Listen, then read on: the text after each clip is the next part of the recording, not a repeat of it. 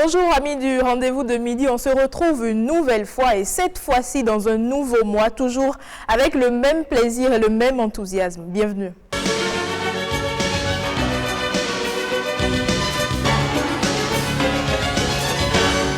Miss Tech, bonjour. Bonjour Mylène. La pleine Bonjour forme. Téléspectateurs, ça va? Je bénis le Seigneur. On va d'ailleurs chanter du gospel ce midi. Ah, tout le plaisir. Tu l'introduis d'ailleurs très bien. Mm-hmm. Et tu as bien introduit Emond aussi. Emond, bonjour. Bonjour Mylène, bonjour Becca, bonjour à toutes et bonjour à tous. Très heureux de vous retrouver sur le rendez-vous de midi. Plaisir partagé. Rebecca, on reste au Bénin, on parle de la robotique. Oui, mais on va parler de la robotique en général avant de venir sur le cas du Bénin. Donc, chose promise, chose due.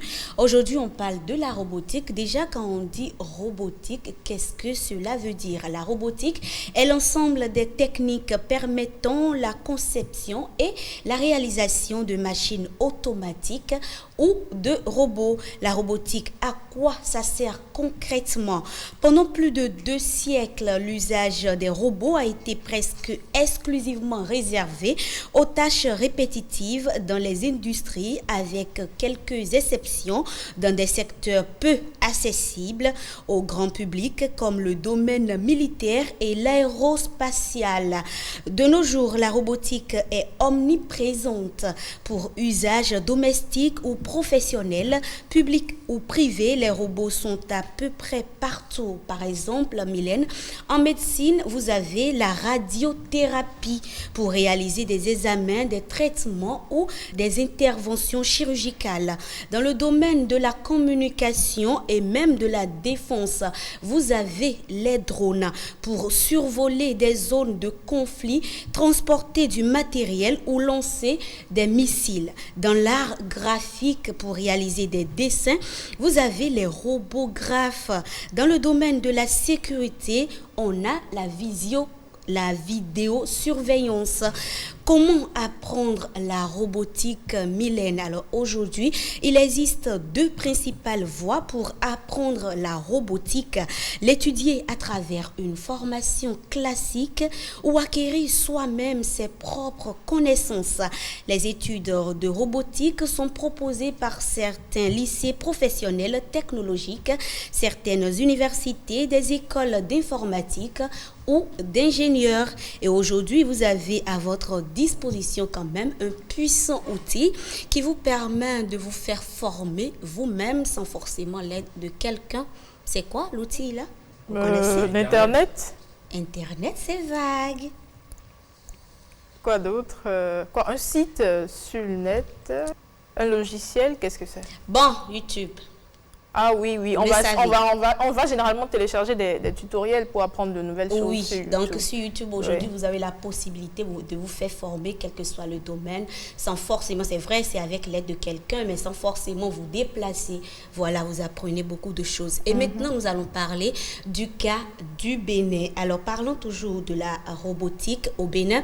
Je vous le disais la semaine écoulée, Mylène, on a plusieurs initiatives au plan national qui permettent à plusieurs jeunes de se faire former à la robotique. On a par exemple l'initiative Femmes Coders en 2019 qui a permis à plus de 400 jeunes des lycées et des collèges de se faire former à la robotique. C'était gratuit?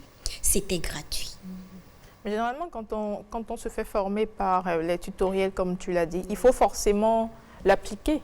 Il faut mettre, oui. Il faut l'appliquer, mais je pense que, en fait, c'est beaucoup plus la pratique, la théorie. Donc, quand vous terminez la théorie et que vous pensez être capable maintenant de le faire, vous achetez les outils nécessaires et vous commencez la pratique. Il y a beaucoup qui se sont fait former par YouTube. Je pense que c'est vraiment bien, on peut le faire, même dans le milieu du journalisme. Oui, je pense que là c'est plus facile, mais quand il s'agit de la robotique, je trouve que c'est plus pratique, c'est plus lourd, Herman. Forcément, c'est un domaine qui nécessite une connaissance empirique, une formation adéquate. Il y a des universités qui forment aujourd'hui en robotique, même si sous nos cieux, ce n'est pas encore très développé. C'est vrai qu'on est en train progressivement d'investir les métiers du numérique, mais en ce qui concerne la robotique, ce n'est pas encore le côté du numérique qui est le plus développé. Et donc, quelque part, il peut y avoir par moment un déficit de formation, en tout cas de formation qui pourrait permettre véritablement d'avoir les armes nécessaires. Ce qui fait que les gens sont obligés de voyager, d'aller à l'extérieur pour pouvoir avoir de plus ample, on va dire, une panoplie de formation et beaucoup plus la main, comme on le dit. Mais sur place, se former à la robotique, rien qu'en suivant des tutoriels, je crois que ça sera un tout petit peu compliqué. C'est vrai. Un peu limité aussi. Un peu limité parce que nous sommes dans un monde ou dans un domaine où il faut de la pratique. À un moment donné, il faut toujours quelqu'un pour vous dire non, écoute, tiens, c'est plutôt ci, c'est plutôt ça. Et les tutoriels ne sont pas toujours, je dis pas toujours évidemment, suffisants pour pouvoir investir tous les domaines, même si ça peut constituer un levier, ça peut constituer un ascenseur, on va dire intellectuel, en termes de ce qu'il faut faire, ce que vous pouvez faire pour atteindre votre objectif. Donc, même si ça peut constituer un ascenseur, ça ne saurait constituer véritablement une alternative crédible pour pouvoir investir dans un secteur comme la robotique. Quoique, lorsque vous avez suivi une formation en la matière, vous pouvez approfondir votre formation en allant suivre des tutoriels, en développant de nouvelles idées. Donc, les tutoriels peuvent venir en appoint, mais pas constituer tout de go. Voilà, en tout cas, c'est mon avis. Tu l'as dit, il y a une formation au Bénin qui s'organise. Oui, il y a une formation. Je voudrais rapidement rebondir sur ce que Herman a dit. Herman a bien dit que oui, c'est possible. Il y a des écoles. J'en parlais aussi dans ma chronique tout à l'heure. On peut voyager pour se faire former, mais quand vous n'avez pas ces moyens-là, vous faites comment? On fait avec ce qu'on a d'abord. Vous savez, on a reçu une référence qui nous a, d'ailleurs même, la référence, oui, Bissola, elle s'appelle. Elle a appris tout sur YouTube. La décoration. La décoration sur YouTube. Ça ne veut pas dire que c'est parce que c'est le domaine de la décoration que c'est possible. C'est un domaine beaucoup plus... j'ai pas envie de dire facile, la décoration. J'ai pas envie de dire facile, mais c'est un domaine moins complexe que la robotique. Parce que là, on parle quand même d'un niveau qui demande un niveau technique et intellectuel beaucoup plus costaud. Un matériel d'abord adapté. Comment agencer, comment faire, tellement de choses qui entrent en ligne de mire. Je ne dis pas qu'on ne peut pas se former via des tutoriels, mais je dis les tutoriels peuvent venir en appoint. Les tutoriels peuvent constituer des leviers, mais les tutoriels ne peuvent pas être exclusivement le support sur lequel on s'appuie pour exceller dans le domaine. Moi, je pense quand même qu'on peut se baser sur ce support-là pour exceller, parce que quand vous n'avez pas les moyens et que vous avez à votre disposition cet outil-là, cette plateforme-là, qui aujourd'hui, quand vous allez sur cette plateforme, quel que soit le domaine, vous tapez même du début jusqu'à la fin comment se faire former ou quels sont les outils dont j'ai besoin, comment agencer telle chose pour obtenir telle autre. Forcément, vous avez des tutoriels qui vous guident. Et quand je disais tout à l'heure que Mylène dit, oui, c'est vrai que c'est pas ce qui est recommandé, mais quand vous n'avez pas les moyens, non, je ne dis pas que ce n'est pas recommandé. Ça ne suffit pas, mais ça aide beaucoup de personnes. C'est ce que je dis. Parce que si on doit dire... Non, mais parce que, Mylène, tu permets, si on doit dire les tutoriels, ok, alors fermons les universités et suivons les tutoriels pour nous former. Les universités, encore que ce sont ces mêmes spécialistes qui se retrouvent sur ces plateformes-là pour faire des tutos. Est-ce que c'est vraiment développé au Bénin?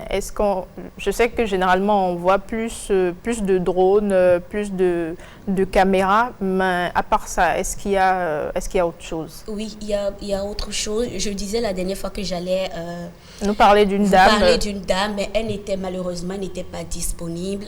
Peut-être le rendez-vous est pris pour une autre fois. Elle développe beaucoup de choses. C'est elle-même qui a d'ailleurs l'initiative Femmes Codes. Elle a formé plusieurs jeunes à l'usage de la robotique. Vous voyez sur l'écran. Et il y a même, vous voyez, une jeune fille qui est en train d'apprendre à créer, à fabriquer un robot. Donc, c'est de telles initiatives, c'est plein de projets qu'elle a eu à développer. Elle viendra peut-être sur le plateau nous parler de ces projets, des types de robots qui ont été réalisés, quel que soit le domaine aussi d'activité. Voilà. On va l'espérer pour bientôt. On l'espère. Merci à toi. Tout le plaisir. Alors, du maïs pousse dans nos champs ce midi, mais également, il peut trouver sa place dans un jardin ou un potager, bien sûr. Et Assel, ce midi, il conduit nos mains et il nous aide à cultiver ce maïs chez nous à la maison.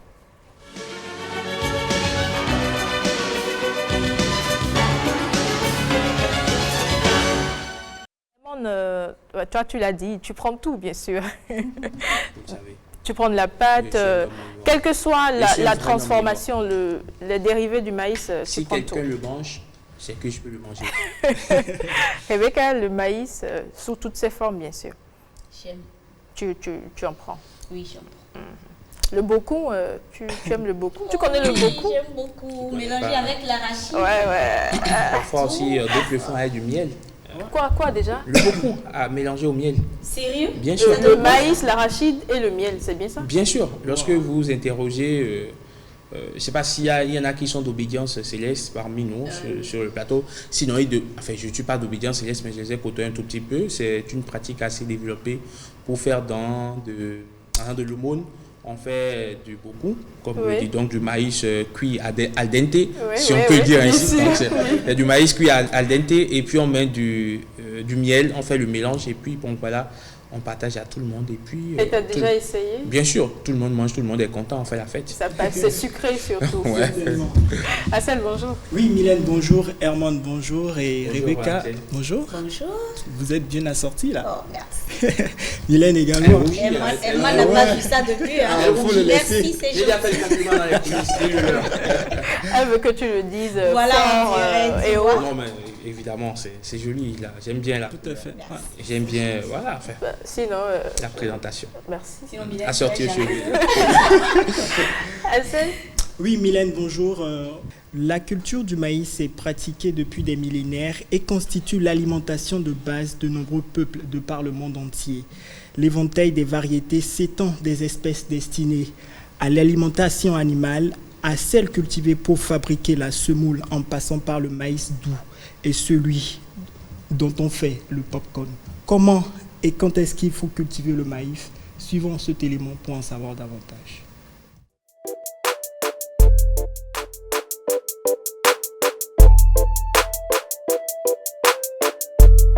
Le maïs, vous le connaissez, le maïs ne se présente plus. Ça fait partie des céréales les plus consommées au monde. Pour semer le maïs, ce n'est pas compliqué. Il faut toujours partir d'une bonne semence. Et dans cette vidéo, je ne vais pas vous montrer de semences de maïs parce que nous avons au moins tous des graines de maïs à la maison. Attention, ne confondez pas graines et semences. Il y a différence entre la graine et la semence. La graine ou le grain de maïs est destiné pour la consommation. La semence de maïs est destinée pour l'agriculture. Si vous voulez que votre maïs germe beaucoup plus rapidement, il faut tremper la graine dans de l'eau, comme dans le cas du riz, le dernier jour. Il faut tremper vos semences de maïs dans de l'eau pendant 24 heures. Et si vous voulez prévenir les attaques fongiques, il faut mélanger cette graine-là, ou bien ces graines de maïs, avec une solution antifongique, soit liquide ou soit en poudre. Vous finissez de dépasser cette étape agricole moderne. Suivez très bien, c'est la période la plus sensible. Le maïs ne pousse pas sur les sols hydromorphes, c'est-à-dire les sols sur lesquels vous avez de l'eau stagnante. Vous avez de l'eau en permanence, ça va pourrir, ça ne va même pas germer. Ce n'est pas comme le riz où il faut l'inonder d'eau. Donc, c'est sur les sols meubles, riches, drainants et aérés. D'accord?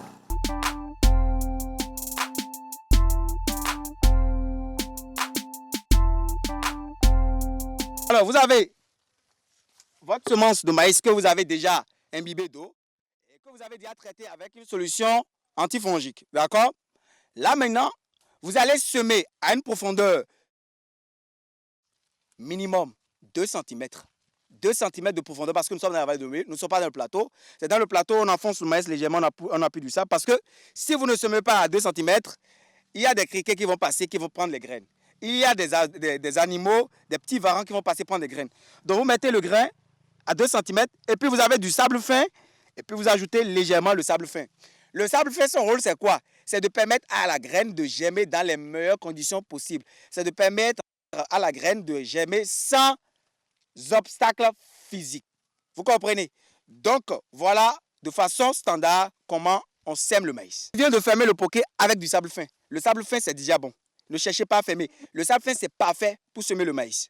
D'accord? Parce que c'est léger, meuble. Donc ça permet à la graine de vite germer et facilement. On finit de semer le maïs. Qu'est-ce qui se passe 2 semaines après? 2 semaines après, vous avez déjà le maïs qui a germé, déjà 4 jours après semis maximum, ça germe. Et 2 semaines après, vous avez des plants qui ont commencé par émerger sous le soleil. Alors, en agriculture conventionnelle, on a dit qu'il faut apporter de l'urée 2 semaines ou 3 semaines après. Mais dans ce cas, on n'a besoin de rien parce que nous sommes dans la vallée de Lomé. L'Éternel Tout-Puissant a doté cette vallée d'une fertilité naturelle. Donc, vous n'apportez rien. Le plus important, c'est de toujours maintenir le pied de vos plants de maïs toujours humides parce que c'est l'eau qui va permettre vraiment une croissance rapide de la plante. Et vous êtes en présence d'une plantation qui a à peine 1 mois et demi. 1 mois et demi, regardez, sur les plateaux ou dans les zones qui ne sont pas la vallée, vous n'avez pas cette croissance, vous n'avez pas ce type de chlorophylle, vous n'avez pas cette verdure. Donc c'est incroyable la vallée de Lomé, c'est la 2e vallée la plus riche au monde après le Nil. À titre de démonstration, je vous montre comment ça se passe. Voilà, je viens dans le champ. Dans la vallée de Lomé, on ne sacle pas les champs de maïs avec la roue, contrairement sur le plateau. Si un ingénieur agronome ne sait pas, il va se tromper, il va amener des ouvriers avec la roue dans la vallée de Lomé pour sacler le champ de maïs. Il va se tromper simplement. Ce n'est pas adapté la roue. Donc, vous enlevez, vous voyez. Sur les plateaux ou bien en agriculture conventionnelle, on nous enseigne quoi? On nous enseigne de brûler, c'est ça non? Mais ici, je n'ai pas brûlé. Je mets au pied du maïs. Je mets au collet du maïs pour lui toujours permettre d'avoir son pied toujours plongé dans de l'humidité. Approchez votre main. Mettez votre main ici. Qu'est-ce que vous sentez ici? Mettez votre main sous. C'est comment? C'est humide. C'est humide, non? Oui. Il y a de l'eau, non? Tout à fait. Oh, il n'y a pas de système d'irrigation. Tout à fait. Il n'y a pas de goutte à goutte. Il n'y a pas d'épaisseur. Voilà. La vallée de Lomé, les agriculteurs de la vallée de Lomé maîtrisent parfaitement l'agriculture de contre-saison. L'agriculture qui permet de conserver le sol parce qu'ils sont toujours dans l'imagination de la conservation du sol. Ils paillent toujours le sol. Et quand on paille correctement le sol, il y a l'activité des micro-organismes. Ces micro-organismes sont vraiment incontournables dans la décomposition et la minéralisation de la matière organique. La décomposition et la minéralisation de la matière organique, ce qui va permettre à la plante d'en profiter correctement et pleinement. Lorsque vous finissez de récolter le maïs, il faut aller sécher. Vous séchez le maïs et puis vous allez conditionner dans les sacs. Vous pouvez conditionner ça avec des produits phytosanitaires ou bien aller vendre directement sur le marché. D'accord? Et c'est ça qu'on retrouve dans les marchés de Ntantokpa, le marché de Lomé, marché libanais, et ainsi de suite. Et puis c'est ça que vous consommez à la maison. Donc, du début jusqu'à la fin, voilà, de façon résumée, tout le travail qu'il y a en amont dans la production.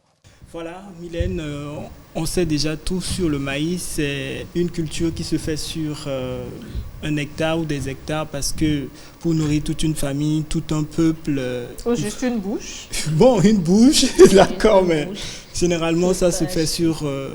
c'est une culture de masse.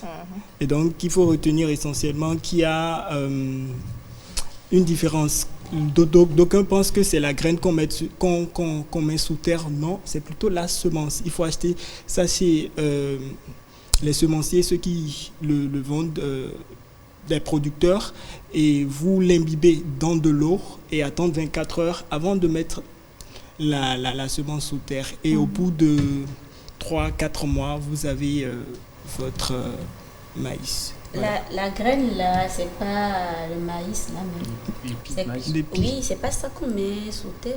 Non, c'est pas ça, c'est la semence. Non, c'est plutôt la semence. C'est plutôt la semence, oui. C'est plutôt la semence. Ça fait bizarre aussi, moi-même, je ne savais pas. C'est plutôt la semence. Rapprochez-vous des producteurs pour... en acheter. C'est comme si on vous dit un truc extraordinaire. C'est comme le riz. C'est comme le riz. Le riz, les gens pensent que c'est le grain qu'on met sous terre, mais c'est pas ça. Il faut aller vers les semenciers pour en acheter.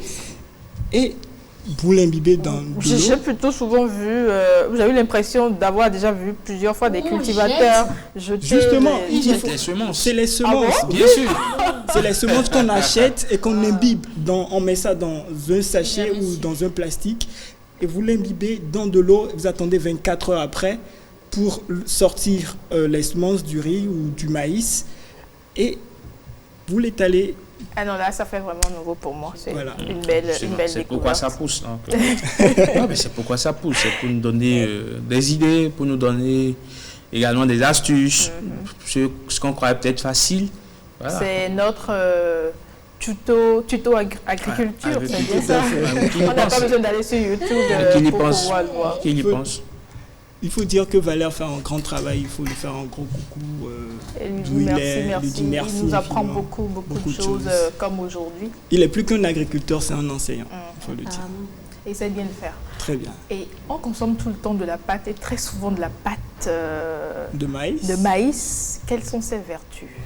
Ben, la pâte de maïs, quand vous le prenez, d'aucuns disent que ça fait grossir, mais ça vous donne plutôt de l'embonpoint. Je vois pas la différence Vraiment, que tu c'est fais. ce que Mais attends, à long terme, tu grossis. Tout à fait. De l'embonpoint, c'est déjà un début, oui. Enfin, vous grossissez, vous prenez du poids pour mieux m'exprimer. Mais en dehors de ça, c'est riche en vitamines. Et quand vous consommez la pâte à n'importe quelle heure aussi, Mais généralement, on nous dit qu'il ne faut pas prendre de la pâte le soir parce que tu n'as pas le temps de digérer avant d'aller au lit. Bon, ça dépend de votre organisme. Sinon, la pâte ne nuit pas à l'organisme. Donc, consommez la pâte. Herman, Oui, tu bien en sûr. consommes? Lui, il prend tout. Non, en fait, j'ai décidé depuis un moment de ne plus en prendre régulièrement, mais de façon vraiment sporadique. Parce que justement, voilà, je suis en train de C'est un m'efforcer. régime? Pas un régime drastique, mais bon, peut-être quelques kilos ne ferait de mal à personne. Donc, n'est-ce pas, avec Rebecca, Voilà. et toi Non, tu en mais- consommes tous les soirs ou Non, pratiquement non, pas? Pas tous les soirs. Bon, j'en consomme 2 fois en une semaine, 3 fois Et elle maximum. compte? Tu comptes? Oui. Mylène et toi? Je dirais que ça fait partie de mes repas préférés. Sérieux, Mylène? Accompagné de quelle sauce J'adore déjà? la pâte blanche. Accompagné de Je n'ai quelle pas sauce? besoin de sauce pour me régaler. Simplement? Juste avec un peu de piment. Et... Waouh, Mylène, c'est je t'assure, Est-ce que tu as intéressant. devant la télé? Non, mais Oui, mais- j'en raffole. Elle dit la vérité, La pâte ça vient du blanche, cœur. Quand je regarde tes statuts là. D'ailleurs, non mais Je vois tout. Non, mais la après- pâte n'a rien d'extraordinaire. On ça que tu consomme. n'aimes pas. Alors que David me met dans le statut des choses extraordinaires. Oui, Mais est-ce que Non, tu mais- prends la pâte recyclée? Ouais, ça et là, ça c'est mon préféré. Avec La pâte du recyclée, crin-crin c'est 1000 fois mieux, oui. ou, Et là, du paraît-il bonbon. que quand c'est recyclé, ça perce assez de vitamines, assez Tout à de. fait. C'est Ouais, vrai. les gens disent on va se rapprocher d'un médecin, d'un spécialiste qui nous dira Ça, exactement. évidemment, j'en sais absolument rien du tout. Donc, voilà. Mais après, la pâte, c'est l'identité, Du Bénin. identité Ouais, culinaire ouais. du Bénin. Les autres ont leur foutou, les autres d'autres ont leur, Agbelima, ouais, ou je sais pas, ils ont tout ce qu'ils veulent, mais nous, on a quand même cette pâte blanche. Non, mais il n'y a pas que ça. Il y a surtout la pâte de Cosette Diam qui. Oui, Quand tu vas juste à côté, tu ne retrouves pas ça. Oui, c'est vrai aussi. Donc, mais beaucoup plus la pâte blanche. En fait, on identifie plus le Bénin. En fait, la pâte blanche a vraiment une recette culinaire béninoise, évidemment. Donc, c'était quand certains viennent ici, même nos frères de l'Afrique centrale, quand ils viennent et qu'ils découvrent, ils se disent, mais waouh, donc il y a donc aussi notre foutou, mais en version, voilà, maïs, quoi. Donc, c'est une découverte pour eux et ils sont bien intéressés à l'idée d'en consommer et d'en raffoler. Et les Minans, généralement, l'ont également modernisé, je dirais, ou l'ont fait, Avec le du prennent gari. à leur manière, bien sûr. Ils mettent font un peu avec de gari dedans. de gari ou un Ouais. peu de l'autre farine, là, j'ai oublié le nom. De manioc toujours, pour pouvoir rendre la pâte plus tendre. Oui, ce sont des, vous savez, ce sont des artifices qui sont trouvés pour ne pas à chaque fois. Prendre la même chose. Évidemment, moi, il m'est déjà arrivé de faire un mélange. Enfin, ça me venait à l'esprit et je m'y suis donné à de cœur 3 joie. farines. Parce que en fait, il y a vraiment très longtemps, je voulais faire de la pâte de maïs et j'avais oublié que j'avais plus assez de farine. Donc j'ai commencé, j'ai fait la bouillie, mais il reste maintenant à présent comment réaliser la pâte. Donc je suis allé chercher la farine de Cosset d'Ignam, ça ne suffisait pas également. Je suis allé chercher du gari et j'ai fait le mélange à trois. Et puis ça a donné ce que ça a donné. Ça a donné ce que ça a donné. T'as pas eu d'indigestion, rien du tout? Non, c'était pas en dose homéopathique de toute façon, donc c'était juste une petite portion. Donc ça a donné ce que ça a donné. Et puis bon, voilà, puisque ce soir en fait, ce qui m'a le plus poussé, c'est qu'il pleuvait. Donc je ne pouvais pas sortir, enfin je n'avais aucune envie de traverser la pluie pour aller acheter quoi que ce soit dehors. Donc je me suis dit bon, à la guerre comme à la guerre. La Et un bon étudiant, ça passe vite. Hein. Ouais. Oui, la cassa c'est... Quand le maïs, il est... quand on en sort toute autre chose, ça garde toujours les mêmes propriétés ou ça varie en fonction de la transformation? Ça varie en fonction de la transformation parce que la cassa, d'abord, c'est un aliment léger. Quand vous le mangez... C'est vraiment dilué, c'est du maïs complètement dilué. Tout à fait. Complètement dilué, donc qui a perdu toutes ses propriétés. Et puis bon, voilà, c'est plus pour... je ne vais pas dire pour remplir la panse, mais bon, voilà, c'est... On dit généralement, quand tu prends de la cassa, tu vas uriner deux fois ou trois fois, c'est fini. Bon, voilà, ça a les mêmes propriétés que l'eau, en fait. Et aujourd'hui, les gens consomment beaucoup plus la cassa les soirs parce que c'est très léger. C'est léger, en fait. Ouais. Donc, Est-ce qu'il y a une différence entre la cassa, notre cassa, et le maoué? Bien sûr. Oui. Bien sûr, parce que, en fait, la cassa pas mauvais, mais la cassa, comme on le dit, c'est du maïs, d'accord, qu'on imbibe dans de l'eau. D'abord, on fait cuire ça, je crois, à Je pense qu'on fait tiédi. On fait tiédi ou cuire, c'est comme vous voulez. Et puis, on trempe ça dans de l'eau. On va moudre. On va maintenant tamiser.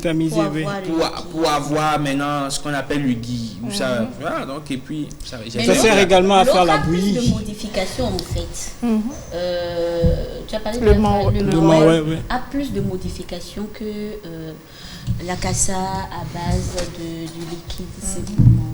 Je dirais que c'est comme la farine de maïs destinée aux diabétiques. Il y a une farine de maïs que les diabétiques consomment. Ils enlèvent pratiquement tout ce qui est vitamine. C'est comme de la cassa mais en poudre. Okay. Donc quand tu le fais, à la cuisson, tu te rends vraiment compte que c'est tendre, c'est bien blanc, tout différent de la farine simple. Mais on en transforme, on en trouve assez de choses. Hein. On a quoi? De la bouillie de maïs, on a de la bouillie d'akassa, on a le couscous du maïs. C'est plus en milieu midant. C'est plus en milieu midant lorsque vous longez un peu la côte à partir de Grand Popo, Agoué, mais plus Agoué, Anéro, dans Lomé, une partie, enfin pas dans Lomé, dans le Togo, une partie du Togo, donc Anéro et consorts. C'est vraiment un repas très prisé, le couscous de maïs. Ça se fait toujours de la même manière, comme la cuisson, comme à la vapeur. Oui, comme écoutez, ça, les spécialistes vous en diront. J'en suis pas un, mais... Le yéké, bien sûr, j'en consomme le produit fini. Mais je n'ai jamais assisté à la processus. Bien sûr. Évidemment. Enfin, il y a dans la partie septentrionale, comment appelle-t-on ce repas que Mylène a fait? Non, pas le waché. Le wassa-wassa. Le wassa-wassa couscous à base d'yam. Donc, c'est quasiment le même, en tout cas, le même procédé. C'est quasiment le même procédé pour obtenir ou tirer le couscous de maïs. Donc, le yéké qui est aussi très très intéressant quand vous le mangez. J'en ai jamais essayé. Essayez, c'est très intéressant. Le yéké.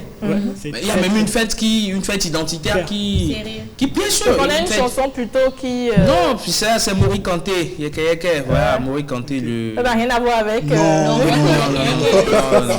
Il y a, comme je vous l'ai dit, au niveau de la côte, voilà, à partir de Grand Popo, Agoué, Ilakondi, Anéro, tout ça, il y a une fête identitaire qu'ils appellent le yéké. Et lorsque vous allez vous manger du yéké, on va, en fait, c'est plus une tradition. C'est plus, en fait, c'est plus une tradition qui a un lien avec, c'est plus une tradition culturelle et cultuelle. Parce qu'à une période de l'année, on le dit, comme il le dit souvent, on va chercher la pierre qui va guider l'année. Donc c'est ça qui donne l'orientation que l'année va prendre. Donc, si c'est une pierre noire, si c'est une pierre blanche, en fait, c'est voilà, un peu leur façon de faire du tofa, en fait. C'est-à-dire, voilà, consulter l'oracle. Et puis, donc, au détour, justement, de cette cérémonie, de cette manifestation-là, on mange le kéké à foison. On va toujours consommer de la pâte. Oui, la pâte consommée comme Ou, vous voulez. en tout cas, tous les dérivés de Non, mais il y a du le maïs. maïs a beaucoup de dérivés. dérivés, évidemment. Et il y a le bangba, vous connaissez le bangba, bien sûr. Avec du lait. Et surtout, il y a la bière. Donc, mais c'est N'oubliez plus pas le c'est popcorn. plus- Hein. Oui, mais c'est différent, c'est pas le même type de maïs. Non, c'est le maïs que vous achetez généralement chez les bonnes dames. Sauf que la spécificité, pardon, elle est jaune. Enfin, le grain, il est jaune, pardon, et c'est ça qui vous sert généralement à faire le popcorn. Sucré, salé. Peu importe. Rebecca, tu en consommes, bien sûr. Pour aller au cinéma, Ouais, même sortir à la à la maison. plage, à la maison, voilà. Merci à toi. C'est moi, Mylène, merci, c'est un plaisir. Hermone, on est avec toi. Ouais. On va chanter. Pourquoi pas? On va faire quoi d'autre?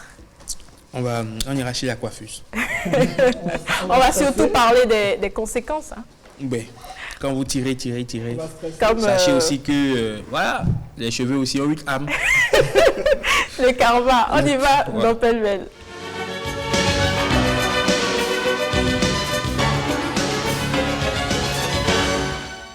The Voice Afrique francophone. Les deux représentants béninois restent à quai. Oui, Karina Sen et Giovanni ne seront pas The Voice. En tout cas, The Voice Afrique francophone cette saison, ils ont été coiffés sur le poteau par la Burkinabé Lady Shine. Et pourtant, à cette finale, c'est Karina Sen qui s'y colle en premier en interprétant You Make Me Feel de Aretha Franklin sous le regard bienveillant de son coach Lokwa Kanza. Giovanni, lui, a fait vibrer le public de l'Hôtel Ivoire sur le tube culte John Maya du Burkinabé Victor Démé. Je vous propose, messieurs, dames, de revoir la prestation de nos deux représentants béninois en finale de The Voice Afrique francophone. You make me feel so good inside, and I just wanna be close to you. You make me feel so alive.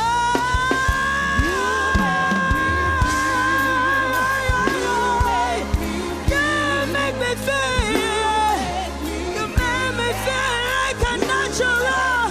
I feel free.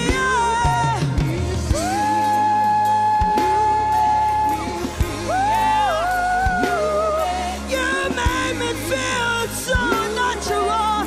You make me feel, yeah, yeah, yeah, yeah, like a natural woman. You make me feel, yeah, you make me feel. Nana Joy,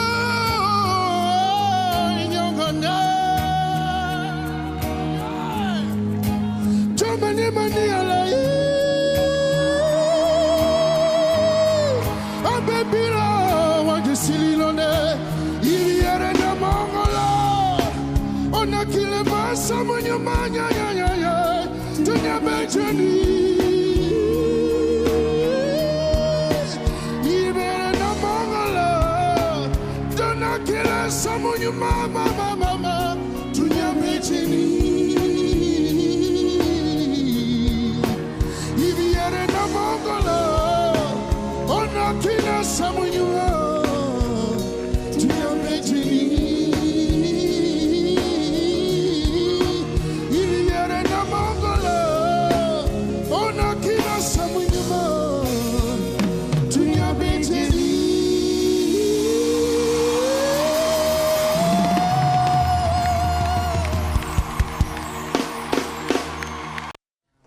donc la prestation évidemment de nos deux candidats, de nos deux représentants béninois lors de cette finale.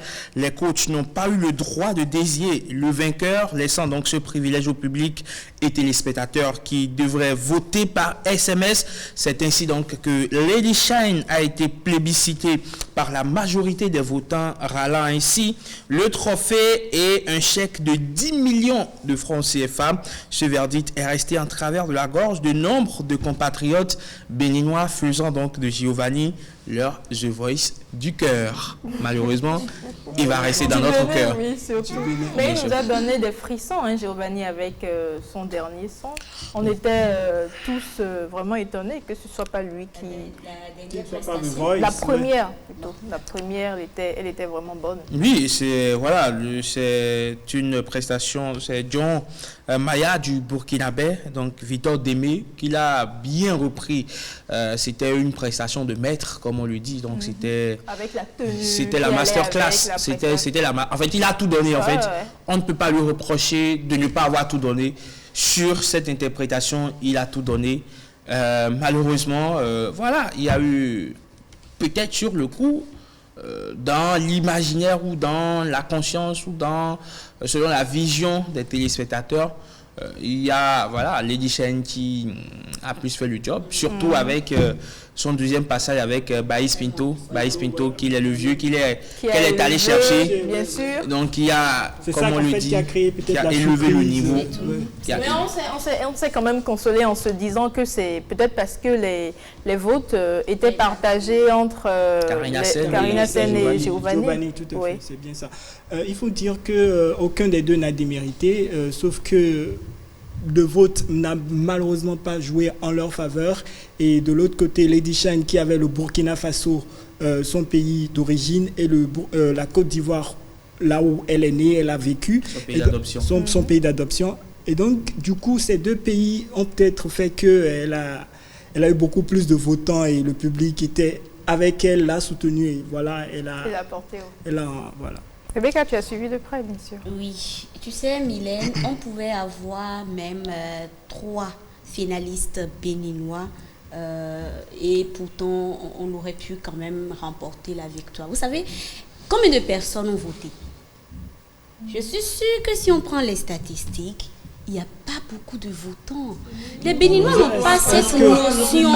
Vous savez... On ne va pas non plus présager de la mauvaise foi. Non, c'est pas qu'on est en train de... Parce qu'en demi-finale, on avait 2 représentants en demi-finale, non, 3 représentants. Et on a pourtant réussi avec le même voting à faire passer 2 de nos 3 compatriotes. Non, donc on a déjà témoigné une fois qu'on est présent, qu'on les soutient évidemment à travers le vote. Vous êtes d'accord avec moi que les Béninois n'ont pas la notion de faute?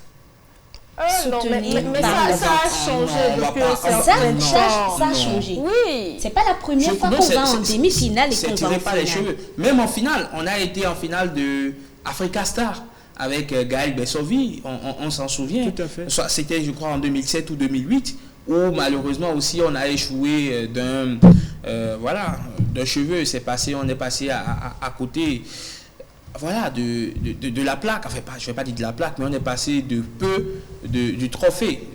Donc c'est l'histoire qui se répète pour nous, je dirais. Mais cette fois-ci, ce qui fait le plus mal, c'est qu'on avait 2 représentants en finale et on se disait, ok, si ça ne passe pas pour l'un, ça passera évidemment pour l'autre.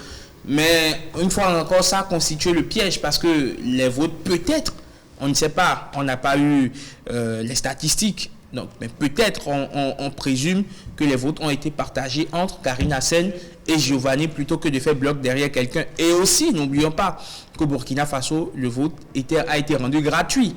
Donc c'est un paramètre, très important. Très important. Le vote gratuit, moi, à Mégan, je vote mais 1 million de fois. Donc, bien sûr. Est-ce que le monde qui nous parle de Voice a voté? Bien sûr, j'ai voté. Les messages sont encore là. J'ai voté en demi-finale, j'ai voté en finale. Donc, voilà. Mais après, la question qui se pose est qu'on est en droit légitime. Évidemment, pas parce que c'est le Bénin qui a perdu en finale, mais qu'on est en droit de se poser, c'est est-ce que pour une compétition sérieuse, pour une compétition qui ambitionne de célébrer les talents, et évidemment les vrais talents, Est-ce que le système de voting est le plus adéquat? À la limite, non. Est-ce que le vote doit compter pour 100%? Moi, je dis non. Je dis, et je fais le parallélisme en même temps entre ce qui se passe pour le Ballon d'Or, même si de ce côté-là aussi c'est controversé. Pour moi, je me dis, on peut s'appuyer peut-être sur le vote à 30% et à 70% sur la décision des jurés disséminés de par le monde entier.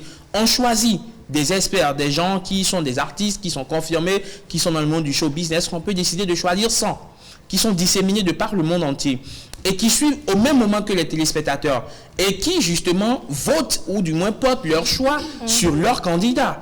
Et donc à la fin, on a les résultats de ces personnes-là disséminées de par le monde entier, donc de personnes hétéroclites, évidemment sans les coachs, parce qu'à ce moment donné, les coachs de l'émission ne seront, enfin on peut estimer qu'ils ne seront plus objectifs. Mais lorsqu'on met en place ce système d'artistes, de personnes du showbiz, d'arrangeurs, tout ce que vous voulez, disséminés de par le monde entier, qui sont des personnes hétéroclites, peut-être qu'ils ne se connaissent même pas, je crois que ça a plus de crédibilité et ça crédibilise plus, ça va plus crédibiliser selon moi cette émission qui veut célébrer les talents, qui veut célébrer la voix. On va changer les règles du jeu. Edmond va organiser je l'ai dit depuis le début. Propre au Bénin. Ce n'est pas propre au Bénin, c'est comme cela en France, aux États-Unis, partout. Mais je dis, est-ce que c'est le processus qui arrange tout le monde quand on veut célébrer la voix? Non, évidemment, parce que les votes seront subjectifs. Quand il s'agit, je peux être le plus nul, le plus cancre. Si je représente le Bénin, les Béninois seront derrière moi. Même si je n'ai peut-être pas 100% des Béninois, même si je suis cancre, je sais qu'au moins j'aurai 60-70% par patriotisme, par chauvinisme. Donc on ne vote plus pour le talent, on ne vote plus pour celui qui est le plus fort, mais on vote par accointance, on va dire quoi, patriotique, on vote par affinité, parce que je suis béninois, il est béninois, j'ai l'obligation de le soutenir. Le problème, il est où? Oui, le problème est que dans ces conditions, ça ne célèbre plus la voix. On a dit The Voice Afrique francophone, celui qui a la meilleure voix, celui qui représente le continent en termes, on va dire quoi, de prestance, en termes, voilà, de tout ce qui encadre, de ce qui entoure le savoir-faire d'un artiste. Si la Côte d'Ivoire était en finale, la Côte d'Ivoire fait 25 millions d'habitants. Le Bénin en fait 12 millions, en tout cas quand on va compter encore les... C'est déséquilibré. Ok, j'ai une question pour Emma. Tu vas me permettre de poser ma question coulisses. J'ai plus intéressant pour toi. Non, je vais poser ma question, c'est très important pour moi. Dis-moi. Tu veux dire que Lady Shine ne mérite pas le titre? Il n'a pas dit ça. Il peut Je pas ne dis pas organiser ça. ça. Mais depuis la demi-finale, quand son coach Youssoufa déclare au biais Torbi devant caméras et micros que Lady Shine n'a pas été la meilleure prestation du soir, mais que malheureusement, ce sont les votes qui comptent. Donc cela voudra dire que si on doit suivre la logique de Youssoufa, Lady Shine ne mérite même pas sa place en finale. Et qu'on vienne même discuter de sa prestation en finale. Donc pour moi, ça manque de légitimité. Non, mais ça ne manque pas de légitimité. Je ne conteste pas, évidemment, la victoire de Lady Shine sur cette finale. Mais tu contestes son talent en fait. Je ne conteste pas son talent non plus. Mais sur la finale, elle a donné tout ce qu'elle avait dans le ventre pour pouvoir être The Voice. Mais ce que je suis en train de contester, et je l'ai dit à l'entame de mes propos, ce n'est pas parce que les Béninois aujourd'hui, nos deux représentants béninois ne sont pas passés, que nous sommes, ou du moins qu'on mène une réflexion sur la manière de désigner le vainqueur. Mais on se dit, pour plus de crédibilité, évidemment, de cette émission, et qui, au demeurant, est une très belle émission pour promouvoir les talents, pour plus de crédibilité, et pour plus d'objectivité dans le choix du vainqueur, je trouve, à mon sens, et c'est une proposition que j'ai faite, quitte aux organisateurs de prendre cela en compte. Je ne suis qu'un individu parmi tant d'autres qui suivent The Voice, et donc ils ne sont pas obligés d'écouter mes conseils, en tout cas d'écouter mon observation. Mais je me dis, pour plus de crédibilité, on peut quand même désigner des jurés disséminés de par le monde entier, qui sont d'horizons divers, qui ne se connaissent pas, mais qui s'y connaissent en termes de musique et qui peuvent donner des appréciations objectives, et que le vote ne compterait que pour 30 ou 40%. Je ne récuse pas fondamentalement ou in extenso le vote, mais je dis le vote, si on veut faire quelque chose de sérieux, si on veut faire quelque chose d'objectif, le vote ne peut pas compter pour 100%. En tout cas, Mylène, moi je dis Karina Sen, Giovanni méritent tous les deux de remporter cette victoire. Mais Lady Shine ne démérite. Oui, Fogan tout autant. Mais Lady Shine ne démérite pas pour autant. Donc moi j'ai vraiment aimé ces prestations de. Qu'est-ce qu'on reproche de la exactement à notre star internationale, c'est Sima? On lui reproche d'avoir lâché le candidat avec qui elle a presté, qui est évidemment Fogan du Togo. Et donc, qu'aujourd'hui, on en vienne à faire des reproches à Sima parce qu'elle a dit sur le plateau de The Voice que justement qu'elle aime le Togo, mais que son cœur est pour le Bénin. Évidemment, cela s'entend. Sima avant tout est une béninoise. À sa place, on aurait peut-être fait pareil, certainement, par chauvinisme. À l'évidence. Mais pourquoi on lui reproche aujourd'hui, ce qu'on lui reproche aujourd'hui, pour moi, avec un peu de recul et des explications, ce n'est pas légitime. Parce que d'aucuns estimaient que c'est Fogan qui avait choisi Sima, un peu comme Lady Shine a choisi Baïs Pinto, et d'autres l'ont fait, ou Karina Sen a choisi Kérosène, pour venir prester avec lui. Fogan, cela s'entend. Et donc, au thème de cette prestation, je vous choisis pour que vous prestiez avec moi et finalement vous faites la pub à quelqu'un d'autre. Évidemment, il y a une frustration. Mais il faut dire que ce n'est pas Fogan qui a invité Sima. C'est la production de The Voice qui a invité Sima et l'a imposé au candidat. Donc ce n'est pas comme si c'est un choix délibéré du candidat, de la star ou de la vedette béninoise qui aujourd'hui se retrouve en difficulté pour avoir fait des allégations pour le moins controversées. Maintenant après, nous sommes tous des humains et on ne sait pas dans ces conditions quelle aurait été notre réaction. Parce que imaginez si Sima porte ouvertement son choix sur Fogan, en tout cas un choix tranché sur Fogan, ok, voter pour Fogan du Togo, les Béninois, justement, par patriotisme ou peut-être par chauvinisme, vont se dire, mais pourquoi Sima lâche ses confrères ou ses compatriotes béninois au moment où ils ont le plus besoin d'elle? Ils ne vont pas comprendre qu'elle est dans une posture assez délicate. Ils ne vont pas comprendre qu'elle est dans une posture délicate. Donc, c'est assez sensible. Elle jouait sur un fil ou un cordon assez tendu. Et voilà, elle aurait pu mieux jouer. Quand on est star, on est diplomate. C'est comme ça. On ne demande pas à Sima de dire oui, je votais pour Fogan. On ne demande pas à Sima de dire oui, voter pour Giovanni ou pour Karina. Tout ce qu'on lui demande, c'est d'être neutre. Trouver les mots justes. Et c'est ce qui manque justement à notre star internationale. Je pense d'ailleurs qu'elle a vraiment fait de son mieux pour pouvoir. Elle a fait de son mieux. Elle a fait de son mieux. Elle a fait comme elle pouvait, bien sûr. Et elle a bien précisé, elle a été invitée par la production de The Voice. Et on lui a de toutes les manières, tout ce qu'on demande à Sima, c'est de savoir quoi dire parfois quand elle est face à la caméra. Oui, mais après, c'est tout ce qu'on lui demande. C'est tout. Dans le même temps, Chidima. Bon, ok, on parle de Chidima qui se tourne vers le gospel. Évidemment, vous le savez, après avoir excellé dans ce que je peux appeler la musique profane, c'est vraiment en griffe. La talentueuse artiste nigériane Chidima se tourne désormais vers la musique gospel. Un tour sur son compte Instagram et vous verrez ces différentes publications qui certifient la donne. Mon nom est la ministre Chidima Ekile. Je suis une militante de l'évangile de Jésus-Christ, a-t-elle écrit. Voilà, et le samedi 2 mai dernier, date de son 30e anniversaire, elle a fait sortir un cantique appelé Jéhovah Overdo, un chant de louange. La chanson est écrite et inspirée par le Saint-Esprit et les expériences de vie personnelle, dit-elle. Jéhovah Overdo est réalisé par l'équipe de production d'Easy Concept Global, dirigée par le producteur primé à plusieurs reprises, Easy Tire. Elle quitte ce qu'elle appelle la musique profane. Elle s'engage maintenant sur la route du Seigneur. Je me demande s'il y a une histoire derrière, parce que généralement il y a souvent une petite histoire derrière. Elle a été certainement marquée par quelque chose. Et elle a fait des heureux, bien sûr, oui, ici sur ce plateau et en coulisses. Oui. Tout à fait. Tu peux appeler mon nom. Bienvenue à notre sœur en Christ. Merci. Il était temps. Ah oui. Ils comprendront. Que quoi? Ils comprendront. Ben, c'est qu'il est Le jour où tu comprendras, tu sauras quoi. Ah oui, hein?